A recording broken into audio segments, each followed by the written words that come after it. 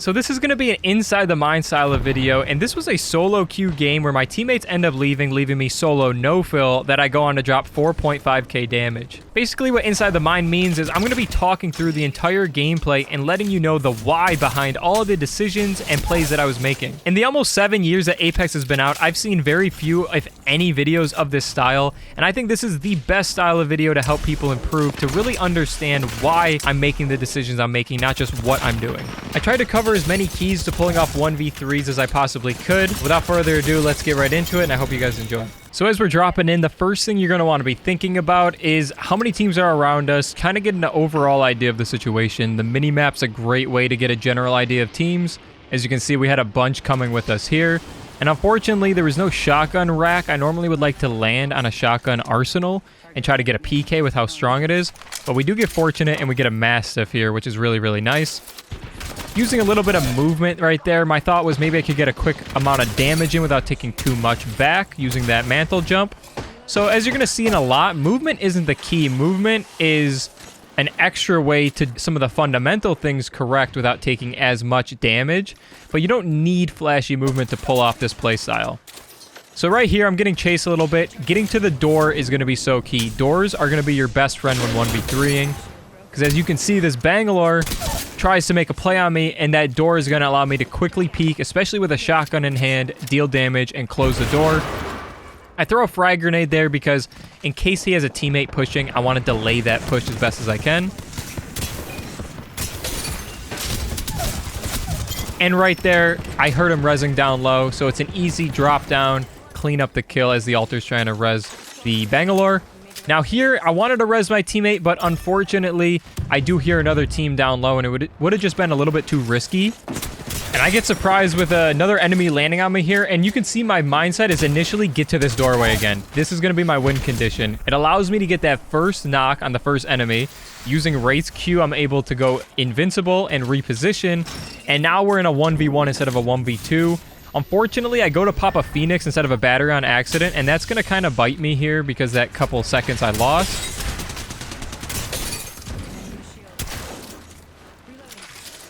Now, we use some good zipline tech right here to not take too much damage, but unfortunately, my massive shots were just not hitting, to be completely honest. If I hit a couple more shots there, we get a knock on that Sparrow right there, but that's okay. Sometimes you're not going to hit all your shots, and that's fine.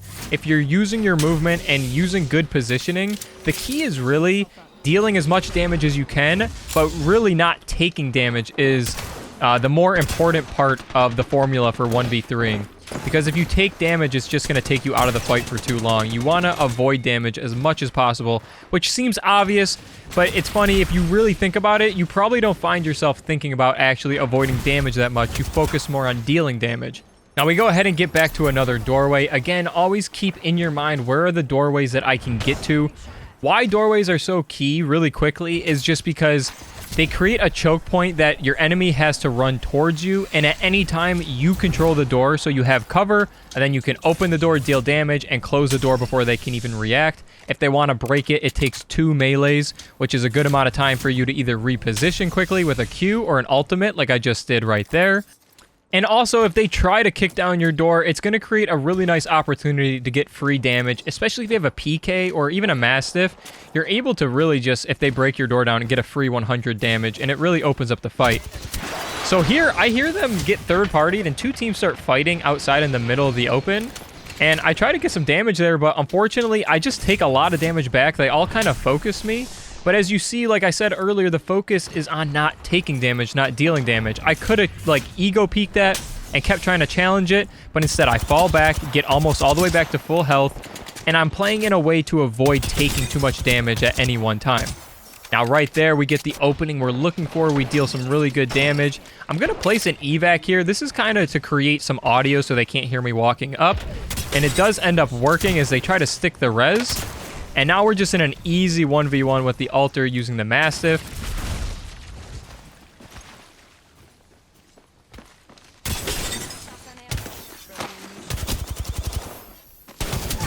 Okay, that one got a little scary. I'm going to keep it a buck. I was kind of having fun with the Alter a little bit when she was trying to portal through the wall, just walking into it. I thought I could kind of troll and get away with it. Got a little bit dicey right there. But we do clean up the kill nonetheless. And that fight was really, at the end there especially, a good example of being really, really patient. There were so many times that I wanted to just run in the middle of that third party and try to get as many kills as possible. But had I done that, I most likely would have died, especially with the initial damage I took. I made sure to slow it down. Okay, I'm taking too much damage. Let's fall back, avoid damage. And then when my timing was right, I got the opening damage. We were able to push in. It ended up only being one, but had there been multiple, I think we still would have been absolutely fine. And then we're doing a little bit of quick looting right here, swapping out the Massive for a PK, which is just going to be a much better option. Getting some ammo in our Volt, because we were a little bit low on ammo there as well. And now we're going to go ahead, hit an evac. And when looking for kills in high kill games, in this position, I'm basically just looking for the next major POI. So we're going to go ahead and go to City Hall here. Now, I don't know that there's people here for sure at this point, but it's the next major POI.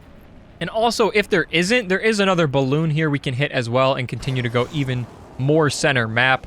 And you're basically just trying to go major POI to major POI, hoping to find teams.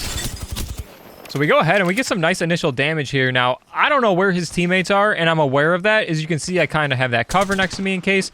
But I really want to push this and get this initial knock. Now, a little bit of rough shots there ends up being a solo, right? So the mindset still was that he had teammates that whole time. He ended up just being a solo. However, there did end up being another team. So that's why you always want to play as if it's a full 3 when trying to 1v3. If it ends up being just 1 or 2, so be it. But always wanting to play as if it's a full 3. I go ahead and portal out of there. They do chase my portal. That's why I went ahead and watched it just in case. Only hit for 38 there. I was hoping for a little bit more of a hefty PK shot, but it is what it is. Now, this is a situation where game sense and positioning comes in. I know that those 3 guys are going to be watching the portal. That's not an option. I also don't want to run back at them from the exact direction I came. So what I'm trying to do here is reposition off to like a side angle that I haven't peeked from yet. Try to get some information here. Now, we end up getting that information and getting a little bit of damage.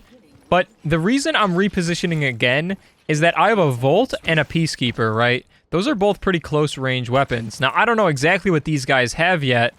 And I don't know if they're set up for long range or close range fights or not. But what I do know is that if they are set up for long range, I'm going to struggle in that fight. So my idea here is basically I'm going to wrap around, try to get into the buildings where my loadout and my playstyle is going to be best, and fight them at that point. Now, as I'm wrapping around, I spot them, and I do kind of want to shoot these warning shots in a way, dealing a little bit of poke damage, but really what I'm trying to do is draw them into chasing me now that I'm in a pretty good spot that I can fight from. And we actually end up dealing some pretty decent damage here, and if I could possibly get a knock or even big damage in an opening, I can definitely look to push in here because we have gotten to a position that I'm comfortable fighting. Always try to take the fight on your terms in areas that you're comfortable fighting. And we're able, like I said, to get 2 big damage sprays right there with the Volt. And so now we can take this fight, and we took the fight to an area that we wanted to fight at.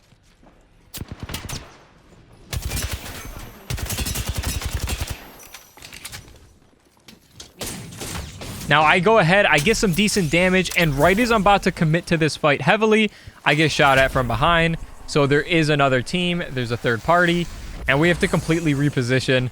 I get very caught off by the caustic inside there, but since we're in our portal, we get that speed boost, and we get a full reposition here. Now, why did I reposition where I did, and why am I still repositioning?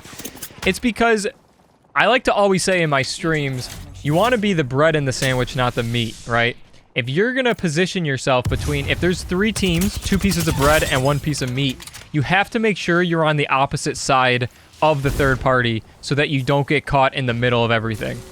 So I go ahead, I reposition deep. I end up getting a free knock there as well, but unfortunately, alter portals out of there, the knock portals out of there, and I'm not able to get that full kill. I hear the res going off though. We get a quick reposition on this doorway. We re-knock the first kill, and we also crack the other one. But unfortunately, I get cracked as well, so I can't really push off this, especially against a caustic right here. He's going to be able to hold that space, and it's going to be really difficult for me to push. So I'm trying to just find some ammo, find another angle to peek that might catch him off guard. Now we missed that first PK shot, which did kind of hurt us there. But we're able to get the re-knock, which is going to force the Caustic again to either have to push me, which he's not going to, because he's going to want to revive his teammate again, or he would have to heal. I don't think in this situation we had the Caustic low at all, but if he was low, he would have had to heal and revive, which buys us a lot of time. And so after getting that first elimination fully there, now we can back up, reassess the situation.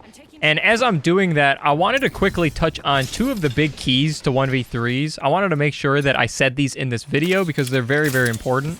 One is spacing. The idea of spacing is that you never want to be so close to an enemy that if they get damage on you, you can't back up. And so right there is a perfect example. You see me back up right there. Before I take any damage, I Q and I get to this high ground. The reason I did that is to have good spacing.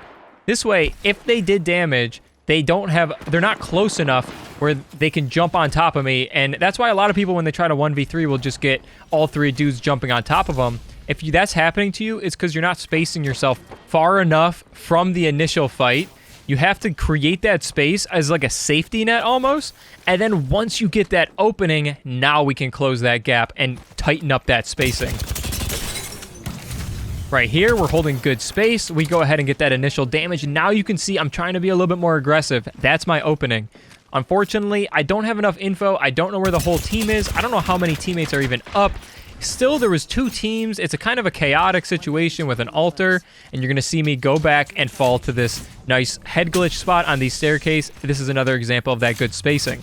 Another big key to 1v3ing is isolating 1v1s. This goes hand in hand with spacing, but you're always trying to take a team of three and through poke damage and repositioning and spacing, break it down into 3 1v1s. This is the hardest thing to do for sure, and it takes a lot of time and experience and practice, but you want to be having this in the back of your mind at all times. You're really trying to create 3 1v1s. And I really wanted to touch on those two keys before this next fight because this is one of the best 1v3s of this whole gameplay by far. And so at this point, what's going through my head is basically a little bit of confusion, right? I don't know. Is there still 2 teams? Is it just the one team? How many is left on each team? It's just been a very confusing kind of fight. We've been playing it very smart. We've been creating good space. But now at this point, I don't have too much info. So I'm trying to kind of get some loot, get some heals while I can. And we're trying to assess the situation. And the best way to do that is going to be taking a nice power position. A power position could be high ground. Power positions are usually like if you can find a head glitch, like this railing is really nice to use as a head glitch. That's going to be very hard for them to return fire on me. Now I go ahead, we see the altar TP go right in front of us, and we get that guy down to 1 HP, but unfortunately Mirage gets away. A little bit of no audio, and this is where the spacing and isolation really kicks in. We're able to get to the doorway, which is so important like we talked about earlier, and watch how we play this. Hold for the break. We use the overflow shield cell perk to get our heals back super quick, and now we are at 100% health. We get that initial knock because we got to the doorway and used that choke point.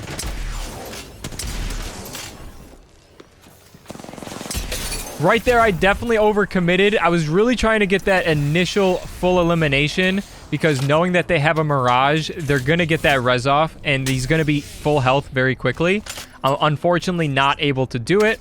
Here, I use the Arc Star so they can't peek me from that angle while I challenge this one, and we get that initial knockback on the altar. Now I know I'm in a 1v2. Head to another doorway, which is going to be so key.